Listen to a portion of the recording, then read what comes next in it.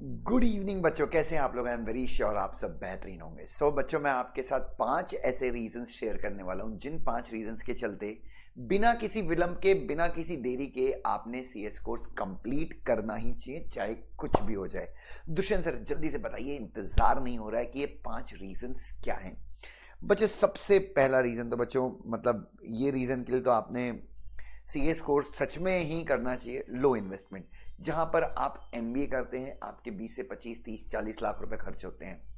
ठीक है, अगर आप सीए भी करते हैं तो सीए में भी सीएस के 3 से 4 गुना खर्चा होता है बच्चों सीए में। Yes, I am talking about CA. ठीक है, but again that is a matter of interest. If you have more likeliness towards account, मैं आपको हमेशा सीए या सीए में जो एक बेहतरीन कोर्स है मैं आपको वो करने की सलाह देता हूं। बट भाई हमारा तो दिल लगा हुआ है लॉस है, तो इससे अच्छा कोई कोर्स है ही नहीं। लो इन्वेस्टमेंट, बहुत कम इन्वेस्टमेंट में। और अगर आप ऑनलाइन सारी क्लासेस करते हैं तो 1 लाख रुपए के अंदर आपका ये कोर्स होता है। जी हाँ, अगर आपको यकीन नहीं तो मैं करवा के दे दूंगा 1 लाख में आपके तीनों लेवल्स विथ आईसीएसआई का रजिस्ट्रेशन भी। जी हाँ। दूसरा है ग्रेट रिटर्न्स बच्चों। ग्रेट रिटर्न्स मतलब बच्चों, मेरा सीएस में टोटल इन्वेस्टमेंट, जब मैं सीएस कर रहा था तो मेरा टोटल इन्वेस्टमेंट लगभग 1 से 1.5 लाख रुपए का हुआ होगा। मैं इसमें पुणे में रहने का कॉस्ट नहीं जोड़ रहा हूँ। मेरी क्लास की फीस 30,000 थी, फाइनल की एग्जीक्यूटिव की 20,000 थी, 50,000, और रजिस्ट्रेशन के लगभग 20-25 हज़ार रुपये और मान लीजिए। ठीक है, और पुणे में रहने का कॉस्ट भी अगर आप पकड़े तो 2 साल में मेरा जो रहने का खर्चा हुआ होगा वो लगभग 2 लाख रुपए के आसपास हुआ होगा। नहीं यार, सॉरी, माफ करना, 1 लाख के अंदर हो गया था। 4,000 रुपये महीना मेरे पिताजी भेजते थे मुझे। बच्चों, और अभी तो बच्चों ऑनलाइन है, आप घर पे बैठ के कर सकते हैं।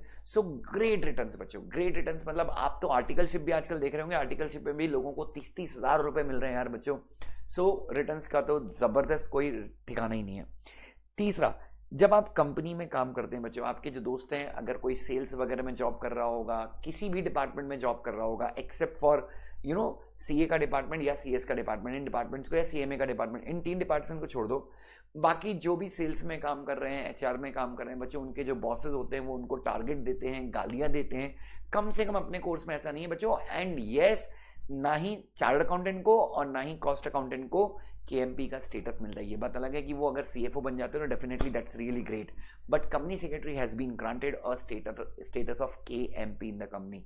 बच्चों, रिस्पेक्ट तो जबरदस्त है, और अगर आप प्रैक्टिस साइड में जाते हैं तो प्रैक्टिस साइड में भी जबरदस्त रिस्पेक्ट है। ठीक है, नाउ सबसे इंपॉर्टेंट बच्चों, रिजर्वेशन का सिस्टम नहीं है भाई। जो भी मिलेगा वो आपको मेरिट में मिलेगा। ठीक है, मेरिट्स के आधार पे मिलेगा। मेरिट्स के आधार पे मतलब कि आपकी परफॉर्मेंस के ऊपर। ऐसा नहीं कि जो रिजर्वेशन है उसको 40% में अच्छा कॉलेज मिल जाएगा, ऐसा कुछ भी नहीं है। इवन रिजर्व कैटेगरी के बच्चे भी जब ये कोर्स करते हैं तो वो शान से करते हैं, सर बाहर में क्या रिजर्वेशन, मैं तो मेहनत हूँ, मैं तो मेहनत से हासिल करूंगा।